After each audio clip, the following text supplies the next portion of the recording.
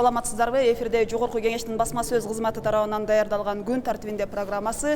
Бүгүн Жогорку кеңештин 7-чакырылышынын депутаттарынын 2-чи иш күнү. Регламентке ылайык алар бүгүн өздөрүнүн структурасын бекитип, иш тартибин аныктап алуусу кажет.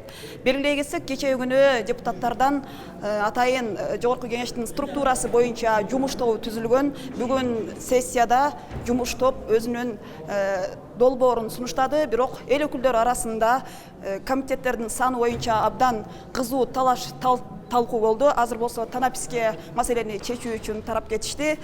Жогорку кеңештин структурасы кандай болот? Алдыдагы мүнөттөрдө биз менен болуңуздар. Исык Абсаматович, мына комитеттердин саны мурда 9 болсо, азыр 7ге кыскарып атыптыр. Ал эми вице-спикерлердин саны мурда 2 болсо, азыр дагы башка сунуштар кирип атат, 3-4 болсун деген. Сиздин пикириңизде кандай? Ушул сунушталып аткан долбоорго макулсузбу? Пикириңиз кандай? Мен эми ушу жумушчу топтун мүчөсү катары мен макулдукту бердим. Бизге мындай түшүндүргөндө демилгечилер Бакыт Төрөбаев баш болуп, бүгүн Кыргызстанда үнөмдү кыскартуу маселеси коюлгандан кийин биз деле комитеттин санын азайтып, айрым бир кызматкерлерди азайтып, андан кийин кичине үнөмдөгө аракет жасаш керек деп атат. Ошондуктан макулдук бердим. Бирок мен кесиптештерим азыр айткан сөздөрдө көп мааниси бар, маңызы бар. Эгерде биз азыр ушул чыгашаларды көбөйтпөй туруп комитеттин санын каалагандай көтөрсөк болот ал. Маселе жок. Бир гана нерсе, эгер каражатка ылайыктуу болуш керек да, баягы мүмкүнчүлүккө жараша ишти кылыш керек да. Чыгары Адахан Мадумаров айткан бир сөзүндө маңызы бар. Булар 35 депутат болгондо 17 комитет болгон. Бирок ал мезгилде чыгашалар аз болчу. Ошондуктан эгерде ушул багытта иштесек, ашыктык болбойт да. Азыр талкуу жүрүп атат, ар кандай пикир болуп атат, ошону көрөбүз, кандай чечим болот. Сиздер эсептеп чыктыңыздарбы, канча каражат үнөм болот экен ушу комитеттердин кыскарганына? Жумушчу топто суроо бердим, эч ким эсептеген эмес. Эми мындай үстүртөн карасак, 2 комитеттин бөлүмү жок дегенде 10 кишиден 20 киши кыскарат да. 20 адам кызматтан кетиш керек. Бул өтө татаал маселе. Ошондуктан эгерде биз ваканттык орундарды кыскартсак, оптимизация болот эле. Ал эми кечээ бир депутат айтып кетти, президенттин кызматкерлери 2 эсе айлыгын көтөрүштү, калган мамлекеттик кызматкерлер көтөрүлгөн эмес. Анда үнөмдөсөк баарыбыз үнөмдөшүбүз керек да. Президенттен баштап депутаттарга чейин баарыбыз тең көрсөтүп туруп элибизге биз мынча пайызга азайтабыз деген кадам болгондо туура болот да. Вице-спикерлердин саны 4 болсун деп атыпсыздар. Мунун кандай зарылчылыгы бар? Вице-спикердин мен түшүнүгүм боюнча мындай түшүндүрүп беришти да. Биринчиден бул жанагы фракциялар жана топтордун ортосунда сүйлөшүүгө мүмкүнчүлүк берилет да. Биз силерге муну беребиз, силер муну колдоп берилет. Бул соодагерликтин бир түрү деп койсок болот да. Экинчиден, чын айтканда, кээ бир учурда Жогорку кеңешке абдан көп киши келет да. Коноктор келет, төрага чыгып кетет, экинчи төрага чыгып кетет, үчүнчүсү командировкада. Ошондуктан эгерде төргө 3-өн отургузуп, төрага 2 орун басар менен, залда 2 отурса эчтеке болбойт алар. Алмак-салмак иштеп турганга бул жерде коркунуч жок. Эгерде кайталап коеюн, эгер аларга турмушуна, алардын ишмердүүлүгүнө кошумча каражат керек эмес болсо, ошондо шарт менен маселе жок ал жерде. Вице-спикерлер деле кадыресе башка депутаттардай эле мындай эч кандай артыкчылыкка ээ болбойт деген ойдо атасызбы? Ошондой болуш керек.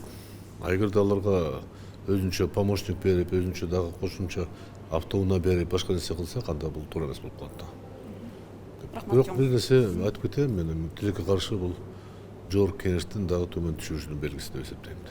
Биз өзүбүздүн мүмкүнчүлүгүбүздү пайдалана албайбыз.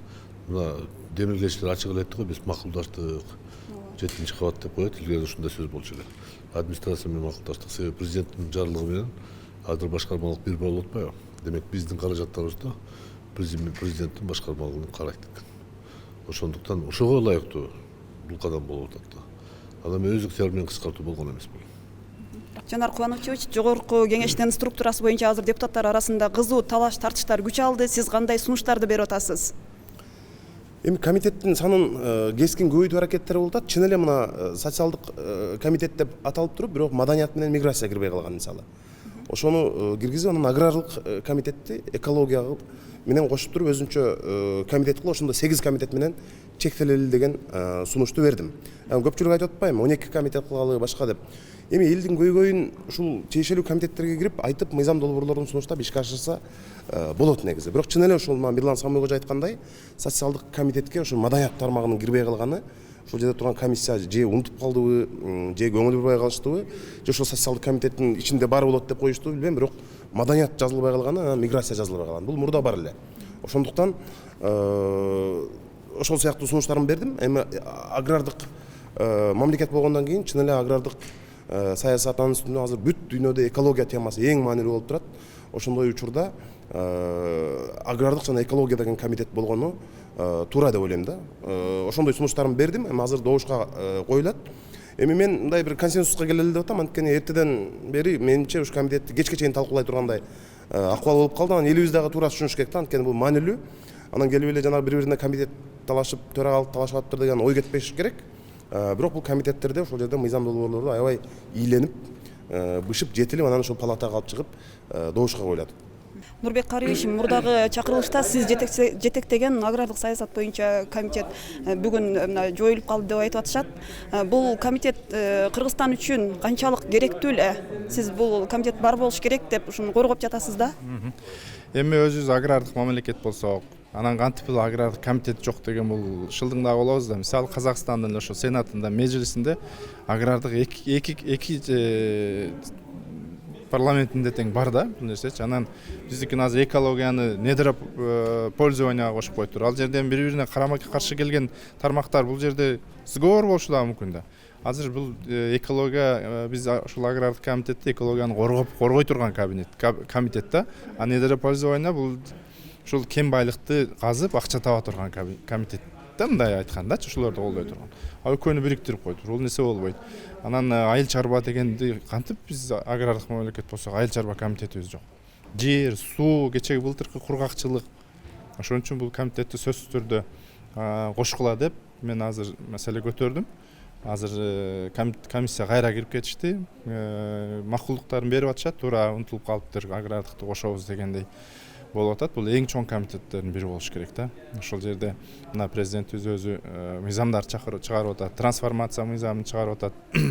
Бак тигейли деп баягы асылдуулугу төмөн жайыттарды бакка уруксат берген мыйзам чыгарып атат. Анан ушуларды бул нерсени контролдоп, бул нерсени жакшы тез кабыл алыш үчүн бир мыйзам бир 6 айда өтөт. Комитетте тез өткөрүш үчүн аграр кызыкчылык, ошол агрардык чарбаны түшүнгөн, аграрияны билген адистер ошол жерге кирмек. Биз анын үстүнө регионалдык өнүктүрүү деген дагы бул мурунку убактарда ошол бир жылды ошентип атаганбыз. Региондордо өнүктүрүү жылы деп. Бул жерде бир жерде дагы камтылбай калыптыр.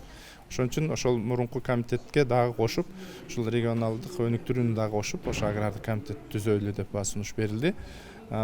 Тем более азыр мына 36 депутат округтардан, бир мандат округтардан келди. Алардын баардык кыла турган кызматы ушу региондогу. Ал нерсе дагы калып кеткен. Ошон үчүн бул комитетти кайрып керүүгө азыр кайра жыйынга киришти. Буюрса агрардык комитетти калыбына келтиребиз. Структура боюнча демек бүгүн чечим чыгат да, Бүгүнкү чечим чыгарып, бүгүн бүтүрөбүз дегенбиз да. Данияр Эрмекович, мына жаңы сунушталып жаткан жогорку кеңештин структурасында 2 комитет кыскарыптыр. Бюджет жана финансы комитети менен экономикалык жана фискалдык комитети бириктирилиптир. Ошондой эле транспорт, архитектура, курулуш комитети менен агрардык саясат боюнча комитет бириктирилиптир. Буга көп депутаттар каршылыгын билдиришти. Сиздин пикириңиз кандай? Ушу агрардык саясат боюнча комитеттин жоюлушуна кандай көз караштасыз? Туура айтасыз. 6-чакырылышта 9 комитет толук кандуу иштеген. 7-чи чакырылышта ошо 9 комитетти кыскартып 7 комитетке түшүргөн. Ошо ар бир фракциядан комиссияга фракциянын мүчөлөрү кирип, ошол проектти иштеп чыгып, мына бүгүн өзүңөр күбө болдуңар. Добушка койгондо өтпөй калды. Бул боюнча көптөгөн депутаттар сын пикирлерди айтышып, албетте агрардык экология комитеттери жоюлуп калганына көбү нааразы болушуп айтылып кетти. Андан тышкары дагы деле ошол эле миграция маселеси, дагы башка маселелер көп, маданият маселеси көтөрүлдү. Комитетин ачышыбыз керек деп. Себеби биздин мамлекет эми агрардык мамлекет да. Ошондуктан биз аябай терең көңүл бурушубуз керек.